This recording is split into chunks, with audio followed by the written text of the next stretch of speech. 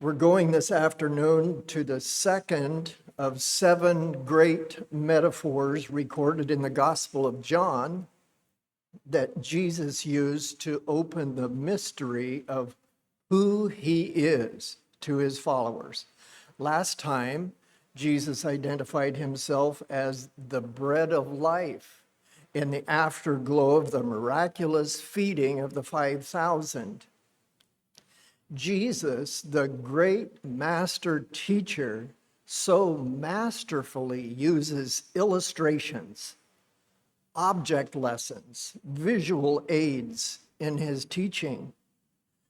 He, being fully God and yet fully man, understood how effective the use of tangible things is to excellent teaching or communication.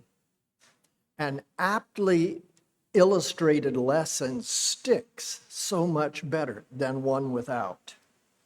So, in what setting would you expect Jesus to be as he declares to his followers, I am the light of the world?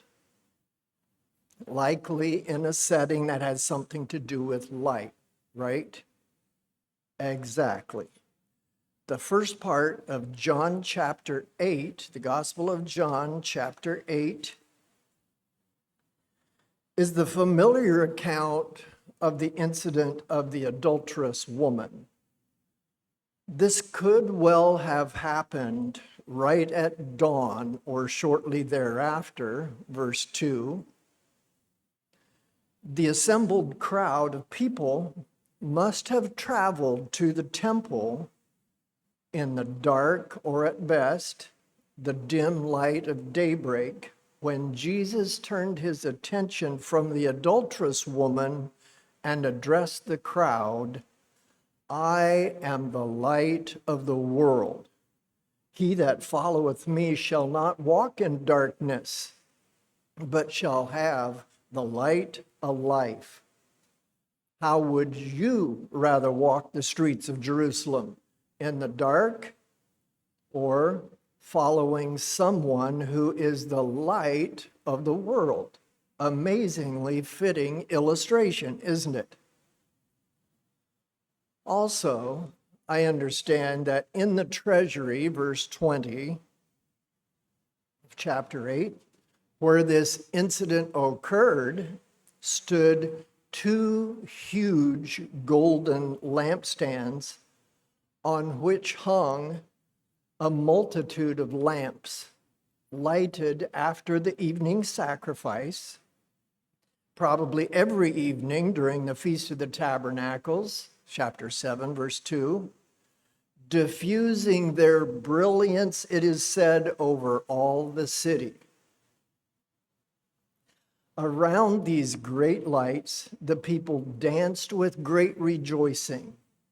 Perhaps the largest display of artificial light that these people had ever seen.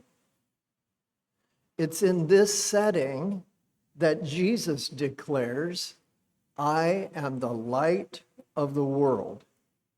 This glow, though, is nothing compared to John chapter 1, the true light that lighteth every man that cometh into the world. Have you ever thought about what light actually is? How would you define light? Webster's definition number 1 is divided into 3 parts, A, B, and C. Here's what they say. A, something that makes vision possible. This is a collegiate dictionary. B, the sensation aroused by stimulation of the visual receptors, brightness. C,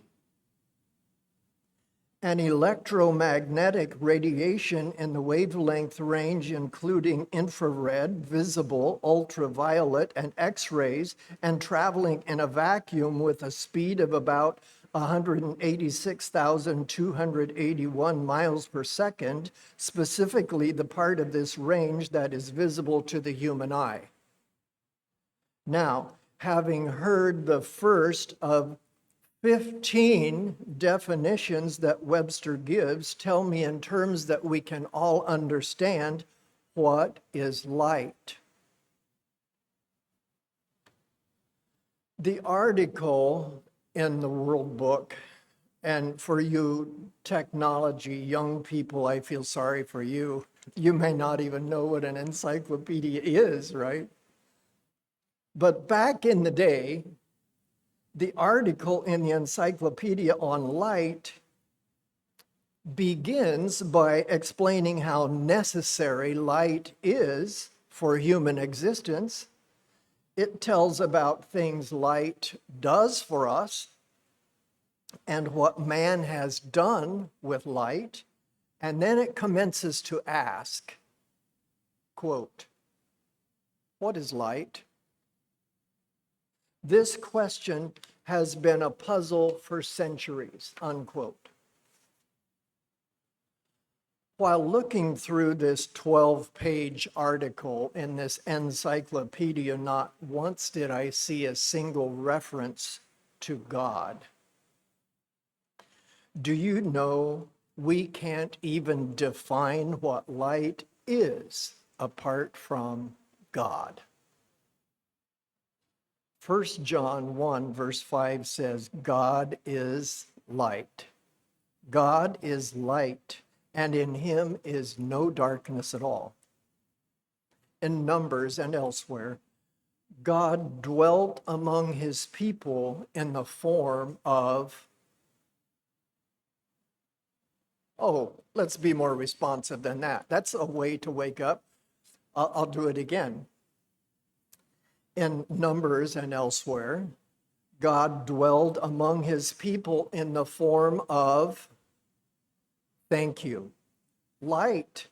Various appearances of heavenly beings in both the Old Testament and the New Testament were likely in the form of light. At the birth of Jesus, in the middle of the night, the shepherds were terribly frightened as the glory, Glowry, get it? Glory of the Lord was shining around them. Saul's conversion, a blinding light, the glory of God. At the angels, or at the Jesus' tomb, the angels there. In the Revelation, chapter 21, verse 23, and the city had no need of the sun, neither of the moon to shine in it, for the glory of God did lighten it, and the Lamb is the light thereof. So the better question is, who is light? Jesus said, I am the light of the world. The desert is overwhelmingly bright during the day and extra dark at night. To travel in the desert at night is to walk in the shadow of death. If you think about deadly snakes and whatever along the way. Zacharias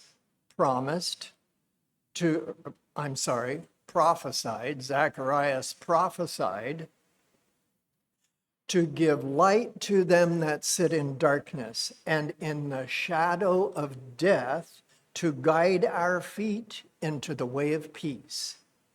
The light of Jesus is safety for the Christian on his journey of life. Simeon, holding the Christ child in his arms, mused, light to the Gentiles and glory light of thy people Israel. It's only through Christ that we Gentiles have the same access to God as the Jew.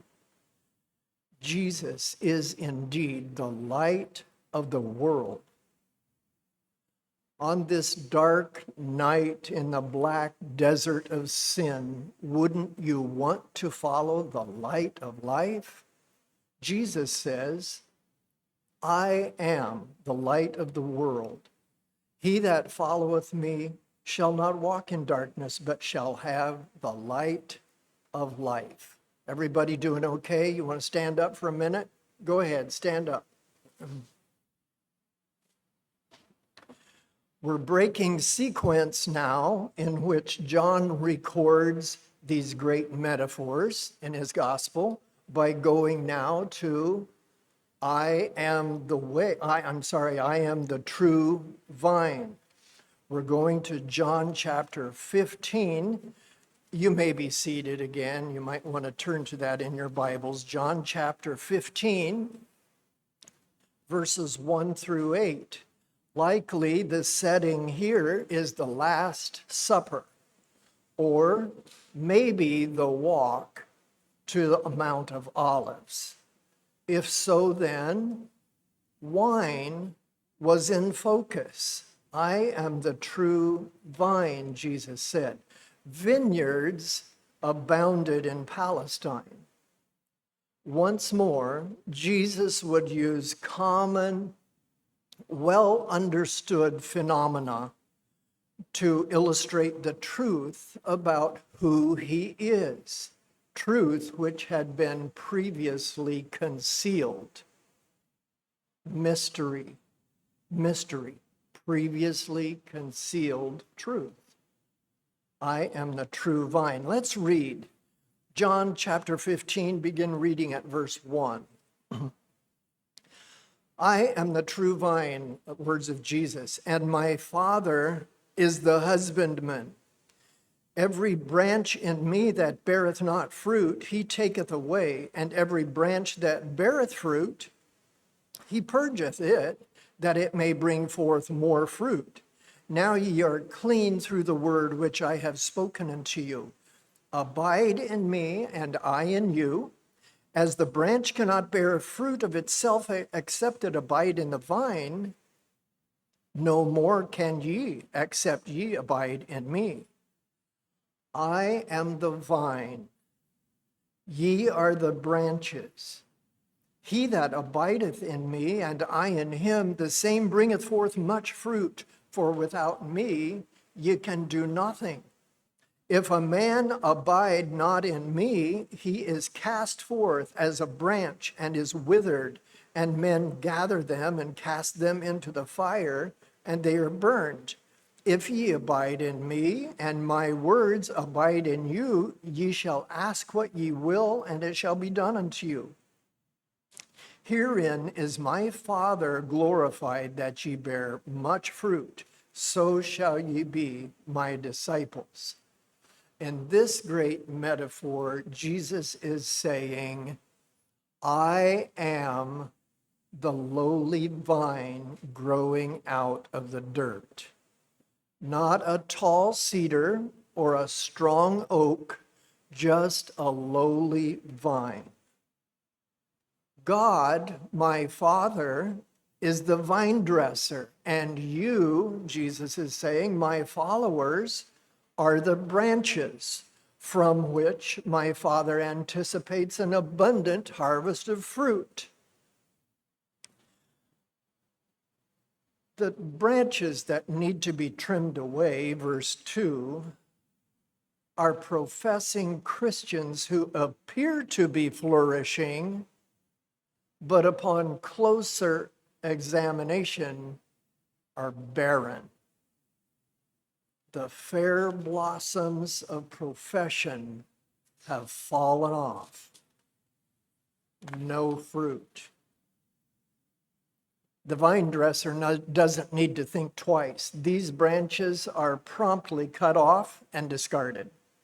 Without connection to the vine, they will either wither I'm sorry, they will wither and die. Hypocrisy, backsliding, both are repulsive to God.